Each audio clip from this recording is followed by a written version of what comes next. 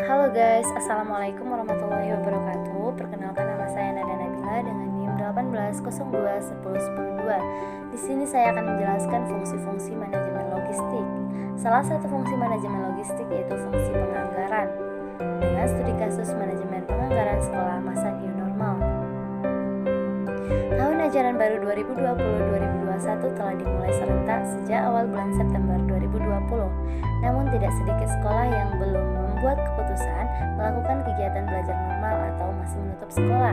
Alasannya beragam. Sebagian sekolah terbatas oleh aturan PSBB dan karantina wilayah. Sebagian lagi memutuskan pembelajaran jarak jauh untuk menjaga siswa agar tidak terinfeksi COVID-19.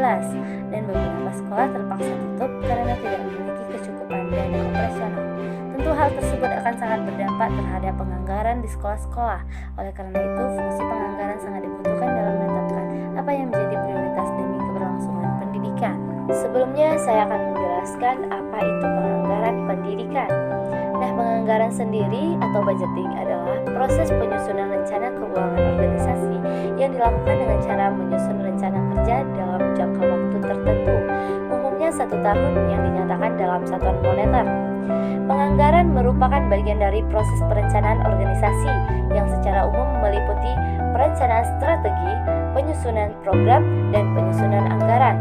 Sedangkan penganggaran di bidang pendidikan merupakan pernyataan sistem yang berkaitan dengan program pendidikan, yaitu penerimaan dan pengeluaran, yang direncanakan dalam satuan periode kebijakan keuangan fiskal, serta didukung dengan data yang mencerminkan kebutuhan, tujuan proses pendidikan, dan hasil sekolah yang direncanakan. Nah, selanjutnya tujuan anggaran. Ada beberapa yang menjadi tujuan anggaran menurut Nafarin pada tahun 2007 adalah sebagai berikut. Yang pertama, digunakan sebagai landasan yuridis formal dalam memilih sumber dari investasi dana. Yang kedua, memberikan batasan atas jumlah dana yang dicari dan digunakan. Yang ketiga, merinci sumber dana yang dicari maupun jenis investasi dana sehingga dapat memudahkan pengawasan. Yang keempat, merasionalkan sumber dan investasi dana agar dapat mencapai hasil yang maksimal. Yang kelima, menyempurnakan rencana yang telah disusun karena dengan anggaran lebih jelas dan nyata terlihat. Yang keenam, yaitu menampung dan menganalisis serta memutuskan setiap usulan yang berkaitan dengan keuangan. Nah, jika dikaitkan dengan pendidikan secara umum, tujuan penganggaran adalah mewujudkan sekolah sebagai lembaga pendidikan yang baik, yaitu secara efektif dan efisien. Selanjutnya, fungsi penyusunan anggaran. Secara umum, fungsi penyusunan anggaran adalah sebagai berikut. Yang pertama, sebagai perencanaan terpadu. Yang kedua, sebagai pedoman pelaksanaan perusahaan atau organisasi. Yang ketiga, sebagai alat pengkoordinasian. Yang keempat, sebagai alat pengawasan kerja. Yang kelima, sebagai alat evaluasi perusahaan atau organisasi. Jika dikaitkan dengan sekolah, penyusunan anggaran memiliki beberapa fungsi.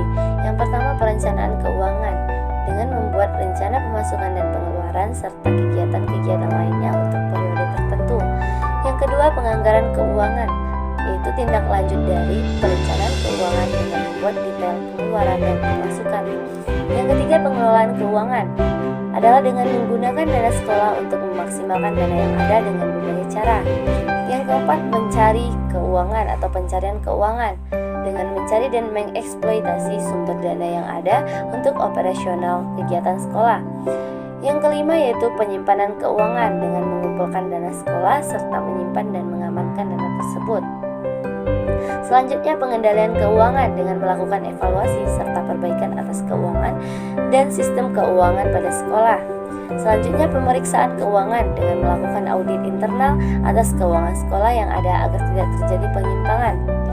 Yang terakhir, yaitu pelaporan keuangan dengan penyediaan informasi tentang kondisi keuangan sekolah sekaligus sebagai bahan evaluasi.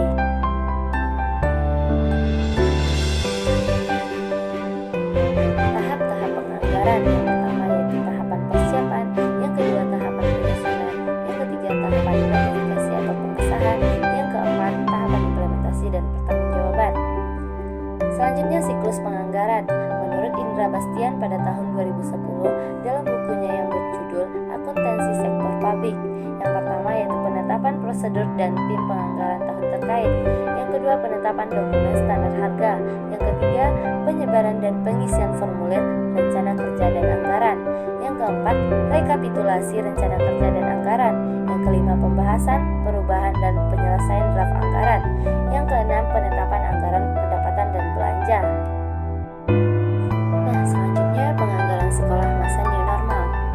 Rancangan anggaran belanja yang menjadi prioritas di masa new normal dari hasil pengamatan di lapangan beberapa garis besar yang menjadi prioritas wajib masuk dalam rancangan anggaran baru di sekolah. Di antaranya sebagai berikut.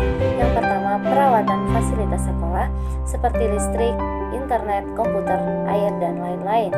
Yang kedua yaitu pembiayaan fasilitas protokol kesehatan sekolah seperti sabun cuci tangan, hand sanitizer, semprotan disinfektan, masker gratis, dan unit kesehatan sekolah. Yang ketiga yaitu pembiayaan platform pembelajaran jarak jauh dan e-learning.